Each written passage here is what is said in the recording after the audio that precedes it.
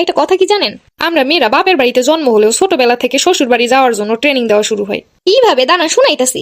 এত বেলা পর্যন্ত ঘুমাবি পরে পরে শ্বশুর বাড়ি যাইয়া না, দেখবি কি করে। মা এক গ্লাস পানি দাও।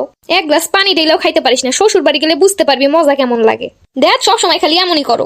আমার সাথে এরকম সিলে কথা বলতে পারবি, শ্বশুর বাড়ি যা, শাশুড়ির একদিন বল, তারপর দেখবি পিঠের উপরে কি পড়ে। শ্বশুর বাড়ি গিয়েও কি এমন করে হাসবি?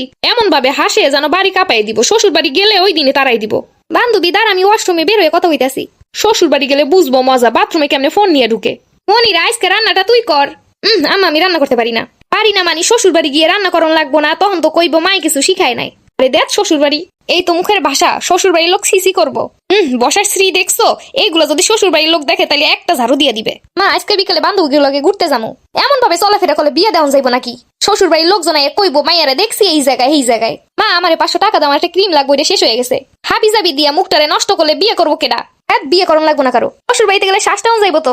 যা করবো সব শ্বশুর বাড়ির লেগা। খালি জন্মটা শ্বশুর বাড়ি হলেই ভালো হইতো। যেই ব্যবহারের সিঁড়ি এতে বা শ্বশুর বাড়িও।